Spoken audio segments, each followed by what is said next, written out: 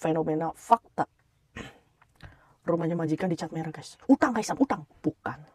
Ini nggak ada hubungannya dengan hutang, tapi dia berhubungan dengan pria atau gangsternya Hong Kong. Kok bisa guys Sam? Nah ini, ayo kita bahas. Mbaknya sekarang determination karena majikannya takut ya mbaknya diapa-apain, dan hari ini penerbangan pulang ke Indonesia. Siap mendengarkan ceritanya? Ini jangan dicontoh dan jangan kalian kau-kaucan atau banyak tingkah ya.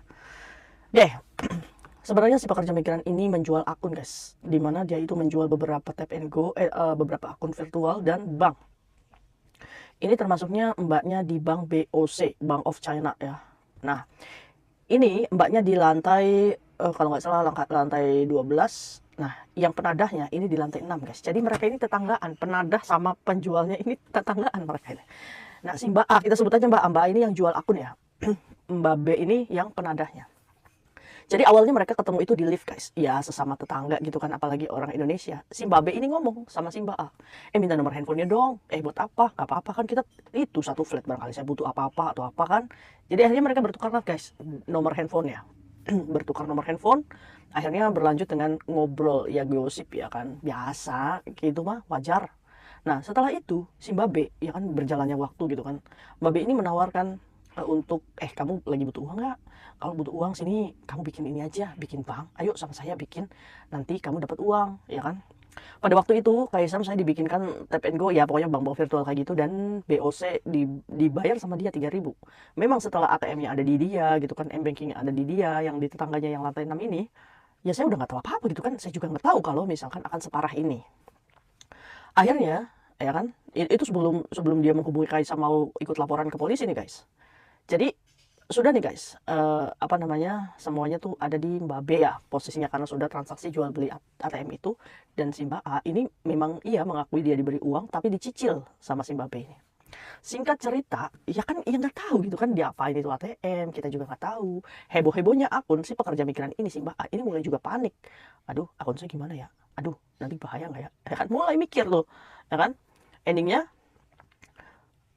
3 hari yang lalu si Mbak B ini mulai ketakutan guys, nggak tahu takut kenapa.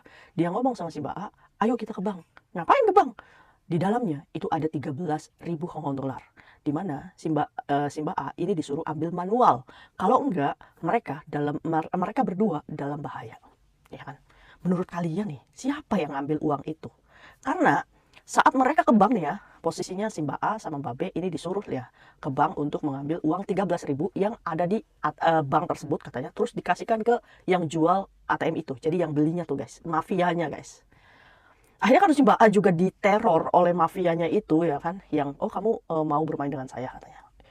You play games gitu kan, guys. Gara-gara nggak respon si Mbak A-nya karena ketakutan kan.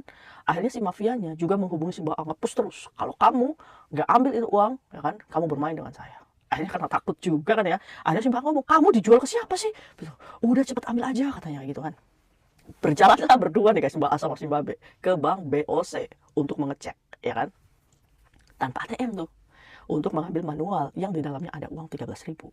Sesampainya bank nih, Mbak A kan yang menghadapi kasir kan, saya mau ngambil uang di dalam 13.000. Si bank itu kan curiga, ini uang kamu atau bukan katanya. Uang saya mau ambil katanya gitu kan. ATM-nya mana? Nggak ada, hilang gitu kan.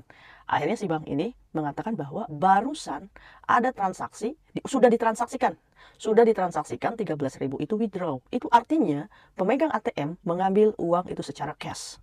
Akhirnya mereka nih ya, Mbak A ini melongo, gak bisa diambil duitnya, orang udah diambil katanya.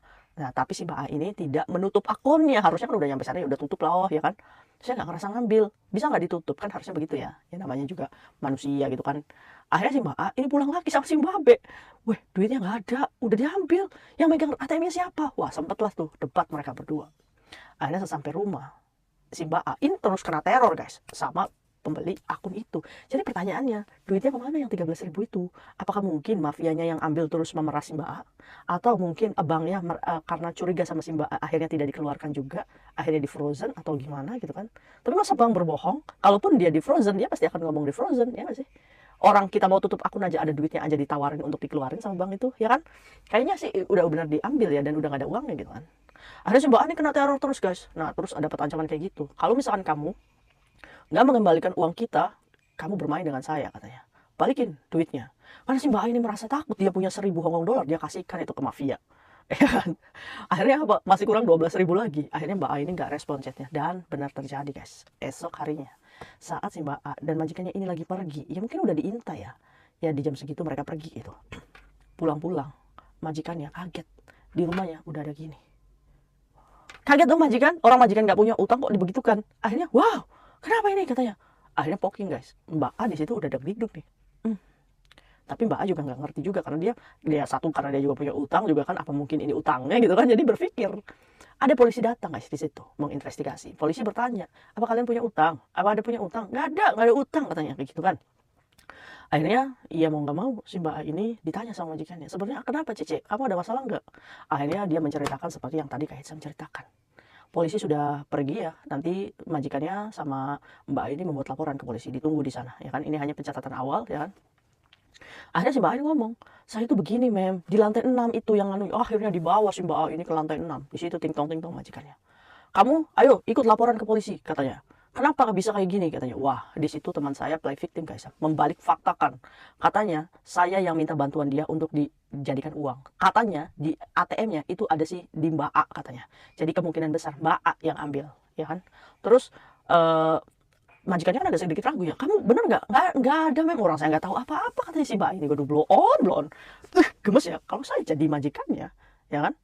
Ya itu bakal kesel juga. Nah endingnya guys, si Mbak A sama si Mbak B dibawa sama majikan si Mbak A ke polisi untuk membuat laporan kayak gitu, mempertanggungjawabkan. Nah udah dicatat tuh nomor mafianya ya. Nah kemungkinan kalau misalkan terjadi anarkis seperti ini atau terjadinya seperti ini ya guys ya, biasanya ini penadahnya langsung orang Cina-nya, yaitu triad, yaitu gangsternya Hong Kong, dimana dia nggak akan main-main kalau misalkan melakukan apa-apa, dan ini sangat bahaya sekali ya. Jadi majikannya berpikir, udahlah Cece, kamu gak aman di sini, pulang, gak apa-apa. Majikannya kasihan. Terus siapa yang beresin itu cat merahnya? Saya kayak pakai oil kayak gitu. Terus tetangga majikan kamu nggak bilang, ya tetangga ngomong kayak gini. Kenapa itu?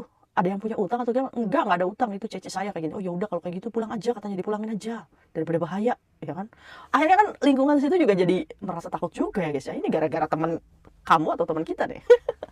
Teman yang suka menggampangkan segala sesuatu, kita nggak tahu dampaknya itu untuk orang lain kayak gimana. Otomatis majikan juga merasa terancam lah, iya nggak? Kalau tibanya nih Cece-nya pulang lagi terus diguyur lagi chat, apa nggak menyebalkan ini? Benar nggak sih? Aduh. Jadi kamu sudah beresin itu chatnya, sudah Kaisam. Nah ini permasalahannya ya. Ini teman bangsit tuh kayak gitu, ya kan? Kita nggak tahu dijual kemana. Ibarat kata dialirin duit kayak gitu, kita juga dijebak, duitnya udah diambil sama dia, ya kan? Sedangkan transaksinya ini agennya ngecek, nggak mungkin ini kalau pembantu kamu yang ambil katanya. Orang itu masuk terus dia keluar lagi, jadi transaksinya tuh benar keluar guys. Coba pertanyaannya, siapa yang ambil duit ini? Tapi curiga Kaisam sih Mbak B yang ambil, karena kan dia yang pegang ATM-nya, ya kan? Mungkin saja dia sudah sudah dijual m-bankingnya aja, ATM-nya ada di dia gitu kan. Terus alasan ke mafianya kalau dia ATM-nya sudah dikasihkan lagi ke Mbak A gitu kan. Dan Mbak A yang dikasih tahu alamatnya, jadi cuma Mbak A yang tahu alamatnya, padahal kan Mbak B-nya kan di lantai 6 ya. Tapi curiga Kaisam sih Mbak B yang ambil duitnya ini. Dia play victim ya. Orang dia yang pegang ATM-nya kok, dia yang pegang buku transaksi banknya itu loh. Ya, jahat ya. Dan endingnya, saat si pekerja migran ini mau terbang ya hari ini, terus si Mbak B-nya ngomong, kamu lagian juga ngapain lapor-lapor polisi? Gila kamu, rumah majikan saya udah dicipratin cat merah kamu. Gak ada perlindungan polisi. Enak aja kamu. Masih majikannya Mbak A ini pengen ketemu banget sama majikannya Mbak B, dan Mbak B ini masih punya majikan. Dan kalian tahu nggak, majikannya tuh pulangnya tuh malam-malam aja guys. Jadi posisinya Mbak B ini benar-benar posisi menguntungkan saat dia untuk bertransaksi keluar kapanpun dia mau bisa.